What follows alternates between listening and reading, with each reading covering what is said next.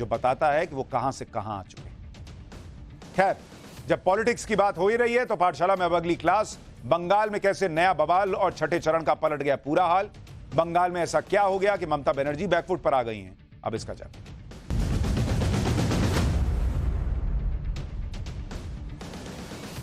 लोकसभा चुनाव में इंडी गठबंधन लगातार यह नैरेटिव फैलाने में जुटा रहा कि मोदी सरकार फिर आई तो संविधान खत्म हो जाएगा, लोकतंत्र खतरे में आ जाएगा।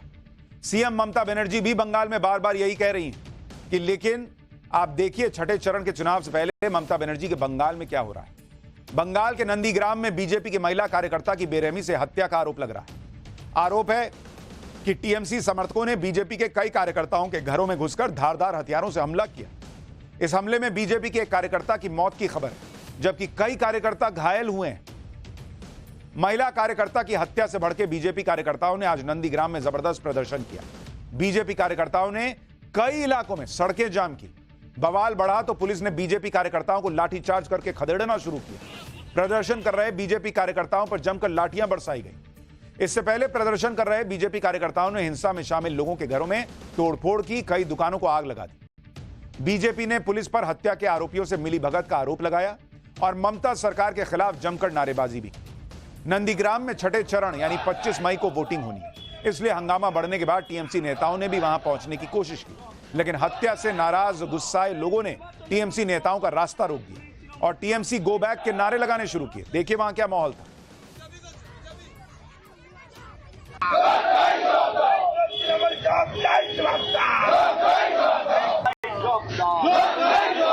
আরে নির্বাচনের নামে প্রশ্ন হচ্ছে কেন পুলিশ তৃণমূল জব চাই।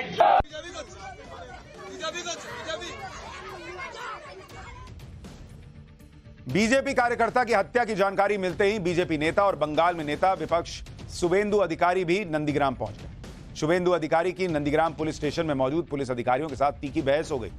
शुभेंदु अधिकारी ने पुलिस पर बीजेपी कार्यकर्ता की हत्या करने वालों के खिलाफ एफआईआर दर्ज करने की मांग की। शुभेंदु अधिकारी ने नंदीग्राम के थाना प्रभारी पर हत्या के आरोपियों को बचाने का आरोप लगा दिया और नंदीग्राम में हालात संभालने के लिए सेंट्रल फोर्सेस से मोर्चा संभालने की अपील। पहले शुभेंदु अधिकारी को सुनिए, फिर आपको बताऊंगा नंदीग्राम में बीजेपी कार्यकर्ता की हत्या पर टीएमसी ने क्या कहा। शेड्यूल कास्ट को खून कर दिया, लेडीज को 56 ईयर्स ओल्ड। ये सब टीएमसी का ऑफिस है। आप लोग कश्मीर को सीधा कर दिया, बंगाल को सीधा कर दीजिए। शेड्यूल कास्ट हमारी माँ को खत्म कर दिया। रुतिबा लाड़ी 56 ईयर्स ओल्ड, एससी, दलित वुमेन, और मोदी जी का सपोर्टर है, इसलिए ये लोग यूज नहीं करेगा। आप हेडक्वार्टर में बात कीजिए, डीआईजी साहब का साथ बात कीजिए, आपका सीओ का साथ बात कीजिए, एरिया का पोजीशन लीजिए और गुंडा को भगाइए। जो खून किया वो आईसी के साथ मीटिंग करके किया है। वहीं टीएमसी ने नंदीग्राम में हुई बीजेपी कार्यकर्ता की हत्या को पार्टी की अंदरूनी लड़ाई का नतीजा बताया। पूरे मामले पर टीएमसी नेता कुणाल घोष ने क्या कहा है वो सुनिए, फिर आपको बताऊंगा बीजेपी ने ममता बनर्जी के किस बयान को नंदीग्राम हिंसा की वजह बताया। वहां पर इनफाइटिंग है भाजपा में, वो पुराना भाजपा और नई भाजपा, इसमें एक डिफरेंस चल रहा है और इलेक्शन जब करीब नजदीक आ रहा है वो ये झमेला बढ़ रहा है, तो पुलिस को ये देखना पड़ेगा ये उसका ये नतीजा है क्या इनफाइटिंग है। और वो लोग जानते हैं नंदीग्राम से तृणमूल का लीड बहुत होगा, तो उसका एक एक एक एक दिस काइंड ऑफ इंसिडेंट चाहिए था जो वो इलाका में थोड़ा गोलमाल, थोड़ा सेंटिमेंट क्रिएट करने के लिए। तो इसके पीछे ये कंस्पिरेसी है कि नहीं है, ये भी पुलिस को देखना पड़ेगा। उधर बीजेपी ने सीएम ममता बनर्जी के भड़काऊ बयानों को नंदीग्राम में भड़की हिंसा की वजह बताया।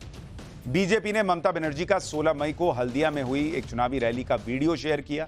इस रैली में ममता बनर्जी ने नंदीग्राम में हार का बदला लेने की बात कही थी। असल में 2021 में हुए विधानसभा चुनाव में बीजेपी के शुभेंदु अधिकारी ने नंदीग्राम सीट पर ममता बनर्जी को हरा दिया था, जिस पर लोकसभा चुनाव का प्रचार करने हल्दिया पहुंची ममता बनर्जी ने कहा कि विधानसभा चुनाव से पहले चुनाव आयोग की मदद से डीएम और एसपी को बदल दिया गया और उन्हें धोखे से हराया गया। वो उसका बदला जरूर लेंगी, छोड़ेंगी नहीं। आगे ममता बनर्जी ने कहा कि वो आज या कल नंदीग्राम में हुए धोखे का बदला जरूर लेंगी और ये बदला कब, कहां और कैसे लेना है ये समय तय करेगा। यही नहीं, ममता बनर्जी ने चुनावी रैली के मंच से यह भी कहा कि बीजेपी, ईडी, सीबीआई हर समय वही नहीं रहेगी। एक बार ममता बनर्जी का यह बयान सुनिए, फिर आपको बताऊंगा बीजेपी ने ममता बनर्जी के इस बयान पर क्या कहा। আমাকে প্রতারণা করা হয়েছে, আমার রিগিং করা হয়েছে, টোটাল ভোট লুট করা হয়েছে। সেদিন ডিএম, এসপি সবাইকে চেঞ্জ করে দিয়ে ইলেকশন হয়ে যাওয়ার পরেও লোডশেডিং করে দিয়ে রেজাল্ট পাল্টে দিয়েছিল। আমি আজ নাও কাল এর বদলা তো নেবই। কিভাবে নেব, কেমন করে নেব, সেটা আগামী দিন পথ দেখাবে। ये वो पुराना बयान है ममता बनर्जी का, जिसको लेकर अब आरोप लग रहा है कि इसी का नतीजा नंदीग्राम की हिंसा। तो बीजेपी कुछ कह रही है, टीएमसी कुछ कह रही है। बीजेपी ने करीब एक हफ्ते पहले हल्दिया में दिए गए ममता बनर्जी के बयान को बीजेपी वर्कर की हत्या की वजह बता दिया। केंद्रीय मंत्री स्मृति ईरानी ने तो ममता बनर्जी को पॉलिटिकल किलिंग्स का सरगना तक कह दिया। सुनिए स्मृति ईरानी ने ममता बनर्जी पर क्या कहा है, फिर बताता हूं कि बंगाल में छठे चरण के चुनाव से पहले ममता बनर्जी क्यों बैकफुट पर नजर आ रही है। ममता बंदोपाध्याय का बदला लेने का ये आह्वान भाजपा के कार्यकर्ताओं को मौत के घाट उतारने का संकेत है। पॉलिटिकल किलिंग्स की सरगना बन चुकी हैं ममता बंदोपाध्याय। बीजेपी आरोप लगा रही है कि लोकसभा चुनाव में हार तय देखकर हार की वजह से ममता बनर्जी और टीएमसी बौखलाएगी। बीजेपी दावा क्यों कर रही है ऐसा, इसके लिए आपको बंगाल में छठे चरण में होने वाले चुनाव का समीकरण समझना जरूरी है। दरअसल बंगाल में 25 मई को छठे चरण में 8 सीटों पर मतदान है। साल 2019 के लोकसभा चुनाव में टीएमसी इन 8 सीटों में से सिर्फ 3 सीट जीत पाई, जबकि बीजेपी ने 8 में से 5 सीटें जीत ली थी। इन 8 सीटों में तमलुक लोकसभा सीट भी आती है और नंदीग्राम विधानसभा इसी सीट का हिस्सा है, जहां विधानसभा चुनाव में बीजेपी के शुभेंदु अधिकारी ने ममता बनर्जी को हरा दिया था। और इस बार पीएम मोदी के धुआंधार प्रचार ने बंगाल में जो माहौल बना दिया है, पीएम मोदी की रैलियों में जिस तरह जनसैलाब उमड़ रहा है, उससे ममता बनर्जी टेंशन में है। उस पर ओबीसी सर्टिफिकेट पर आए कलकत्ता हाईकोर्ट के फैसले से ममता बनर्जी की टेंशन और बढ़ गई होगी। इसलिए ममता बनर्जी को अपने वोट बैंक को खुश करने के लिए हाईकोर्ट का फैसला नहीं मानने तक का ऐलान करना पड़ गया। ममता बनर्जी ने आज फिर कह दिया कि वो हाईकोर्ट का ऑर्डर नहीं मानेंगी और वेकेशन के बाद सुप्रीम कोर्ट में अपील करेंगी। यही नहीं, ममता बनर्जी ने यह भी कहा कि वो जानती हैं कानून कैसे बदला जा सकता है और कैसे बनाया जाता है। लेकिन पीएम मोदी ने कलकत्ता हाईकोर्ट के फैसले के बहाने आज फिर ममता बनर्जी और इंडी गठबंधन को निशाने पर लिया। पीएम मोदी ने हाईकोर्ट का फैसला नहीं मानने की सोच पर सवाल उठाए। सुनिए प्रधानमंत्री को, फिर आपको छठे चरण में आने वाली सुनामी के बारे में बताता हूं।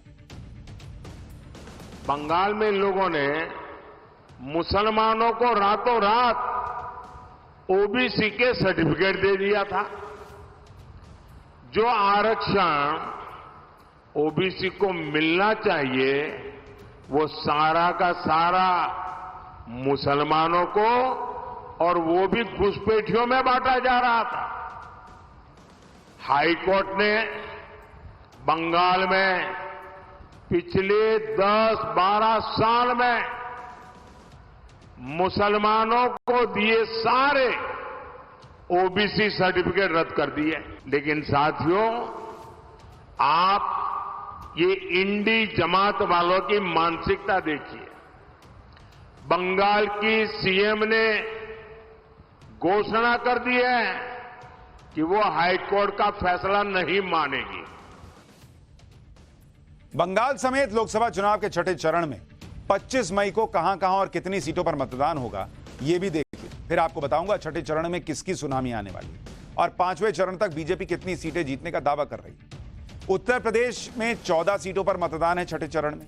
दिल्ली की 7 सीटें शामिल हैं, हरियाणा की 10, बंगाल की 8 सीट, बिहार की 8 सीट, झारखंड की 4, ओडिशा की 6 सीट और जम्मू कश्मीर की 1 सीट। छठे चरण में जिन 58 सीटों पर मतदान होगा, उन सीटों पर 2019 में क्या नतीजा आया था वो भी आपको बता देता हूं। इन 58 सीटों में जो छठा चरण है, 6th फेज, इसमें अगर आप देखेंगे 6th फेज जहां पर वोटिंग है, इसमें 58 सीट है, 58 सीट पर वोटिंग होनी है। और 2019 का नतीजा क्या रहा था 2019 में? इन 58 सीटों में बीजेपी ने 40 सीटें जीती थी। 40 सीधे बीजेपी जीत गई थी। कांग्रेस को कितनी सीट आई थी इन 58 में? 0 अंडा। और अन्य को अदर्स जिसमें टीएमसी वगैरह भी हैं उनको आई थी 18 सीट। यानी बीजेपी ने सुपड़ा साफ कर दिया था। और स्ट्राइक रेट की बात करें तो बीजेपी का स्ट्राइक रेट 75% का, यानी छठे चरण की सीटों पर बीजेपी अकेले ही काफी मजबूत है। और इस चरण में बीजेपी को अपना पिछले स्ट्राइक रेट में और सुधार करने की उम्मीद है। इसके लिए पीएम मोदी और सीएम योगी की सुपरहिट जोड़ी ने ताबड़तोड़ प्रचार भी किया। इसलिए आज ओडिशा में प्रचार करने पहुंचे सीएम योगी ने छठे चरण में बीजेपी के लिए समर्थन की सुनामी आने और 4 जून को 400 पार का टारगेट पूरा होने की गारंटी दे दी। पहले सीएम योगी को सुनिए, फिर बताता हूं कि 5 चरण के चुनाव पर अमित शाह ने क्या भविष्यवाणी की।